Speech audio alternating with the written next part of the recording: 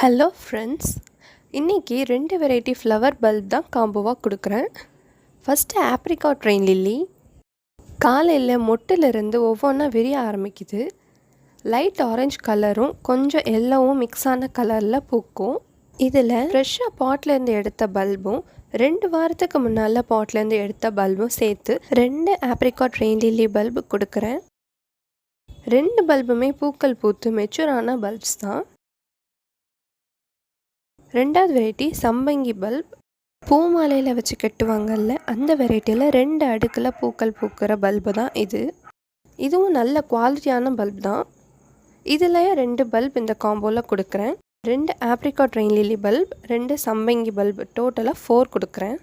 Combo price 140 rupees. ST கொரியர்னா 60 rupees charge ஆகும். டோட்டலாக 200 ஆகும். ஒருவேளை உங்களுக்கு டிடிடிசி இல்லைன்னா ப்ரொஃபஷ்னல் வேணும்னா 230 ருபீஸ் ஆகும்.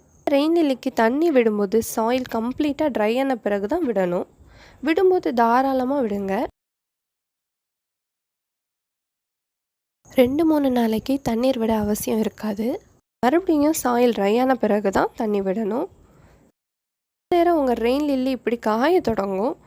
அது ஃப்ரெஷ்ஷாக வளரும்போது போதுமான ஃபுட் எல்லாமே பல்பில் சேமிக்கும்.